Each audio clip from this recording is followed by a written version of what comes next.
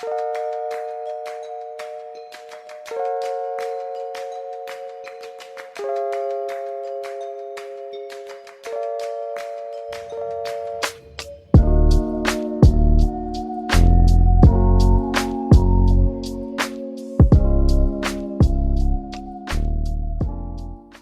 everyone, I wanted to talk today to you about a very specific action that I find very important and relevant for all the kind of exercises that we're doing in our body conditioning online classes. And I believe that this action is usually quite neglected by people, whether if it comes to the physical training, yoga practice, or Pilates practice. And the action that I'm talking about is specifically breathing. So I want to take a few minutes today to just explain the action of breathing that we are relating to in our classes so much. It is quite the same action that we are using in our Pilates classes as well. So it's a very specific kind of breathing that I think it's good to give it some time to go deeper into. So I think what we're going to need is it's a TheraBand.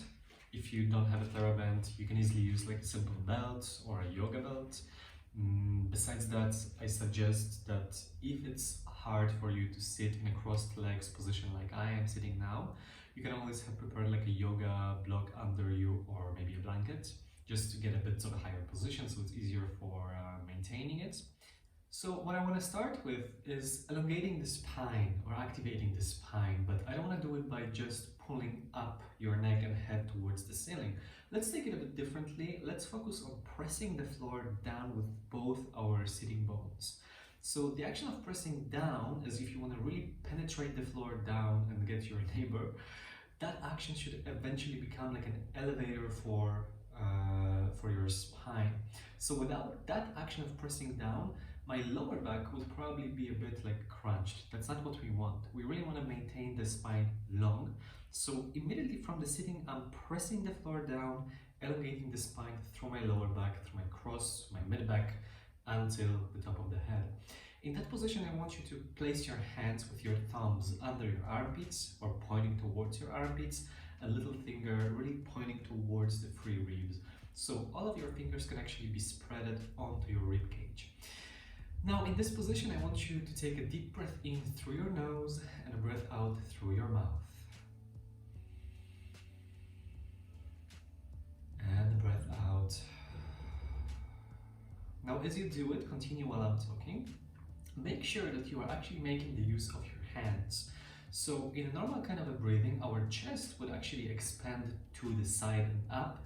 What we want to do, we want to direct the breathing towards our hands, which is wide. So the moment I'm taking the breath in, I'm thinking of really sending my chest and my ribs to the sides. So I'm thinking of becoming as wide as possible. Let's do it one more time with a deep breath in. And this time, as you take a breath out, make it longer than the breath in.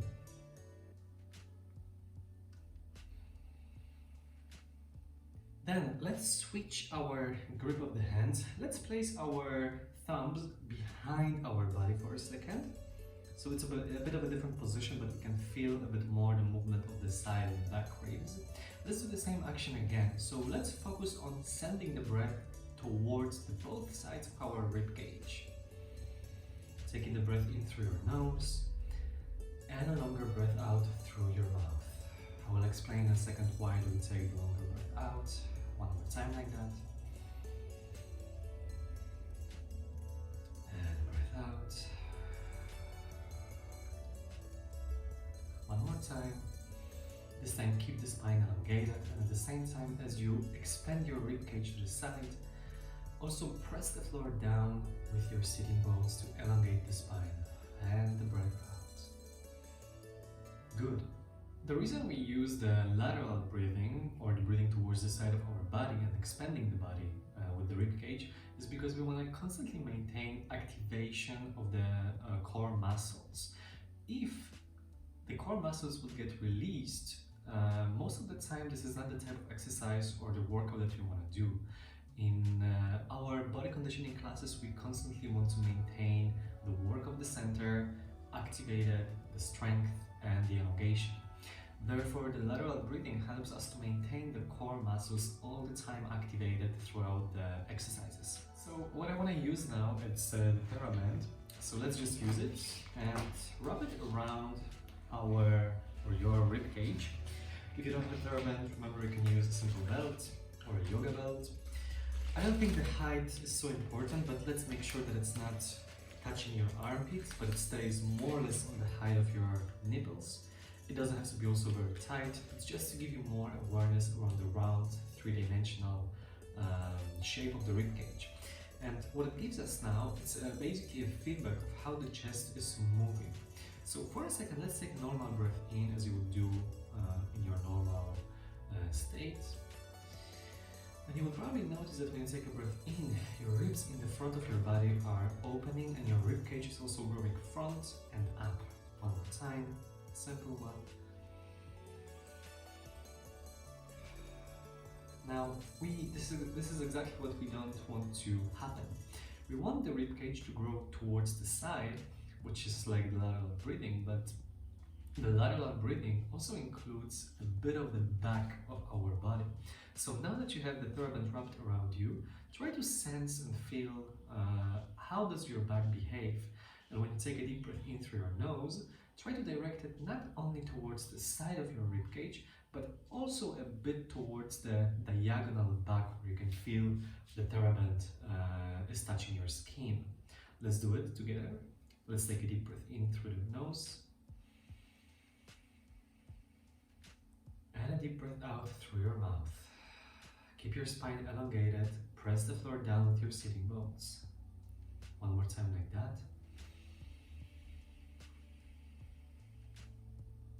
And a deep breath out. One more time like that. Keep your stomach pulled in and elevated towards your sternum. And as you take a deep breath out, pull your stomach even stronger in and elongate your body. Let's do it one more time. And you will notice now that your chest will anyway move gently towards the front.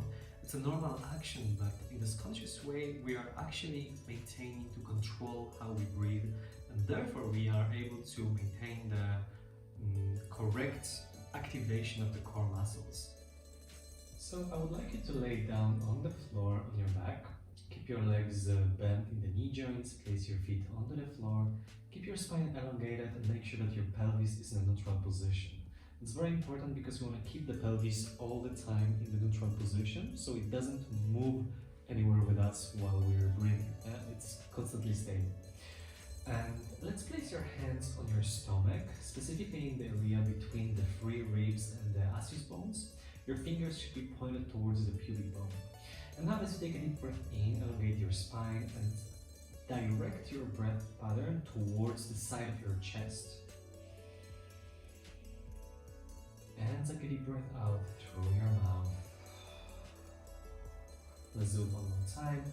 I'm going to continue leading through while you do it. So now as you can notice while taking a deep breath in, even if you think about sending your chest towards the side, so you think about lateral breathing, you will feel the gentle pressure coming from the floor towards your chest. It's a good signal. It means that you're actually expanding your rib cage towards the side and using it instead of using your stomach. You will also notice that in this position, your chest and your sternum is gently moving up and down. We of course don't want it to happen, but it's a natural reaction of our body. We just want to minimize it so our chest won't move completely up and down. I will show it one more time. So we don't want our stomach and the ribs to pop out while taking the breath in like that. So everything went up. We actually want to keep it condensed and elongated all the time. So one more time, deep breath in.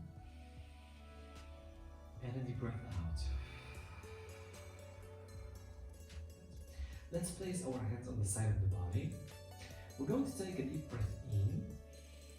And on the breath out, pull your stomach even closer towards you. And with the next breath in, lift your right knee up and the foot off the floor to tabletop position. In that position on, as you take a deep breath in, gently touch the floor with your toes by lowering the leg, moving it only in the hip joint. So take a deep breath in pull the stomach in and take the leg back. One more time like that. Take a deep breath in, touch the floor. With the breath out, pull the stomach in and let the pull get the leg. Let's do it one more time. And take the leg in. Lower the right leg down on the floor. And let's change for a second the other leg. So now what we're doing, it's not much of an effort. We want to make sure that our leg is moving only in the hip joint. The knee stays all the time in the same angle. So as you take a deep breath in, lower down the leg.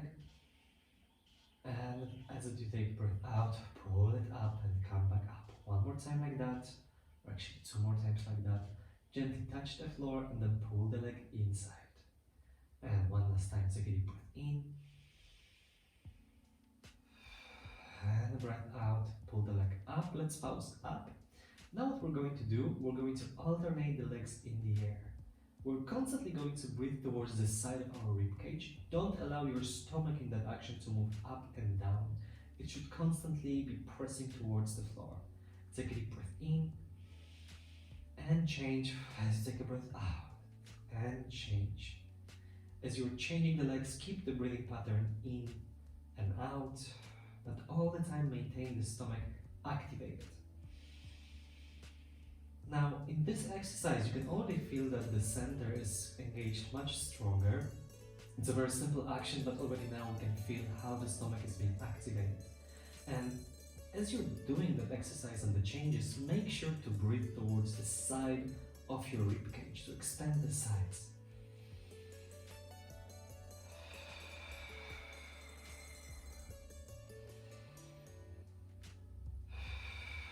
And let's pause with any leg that's up there.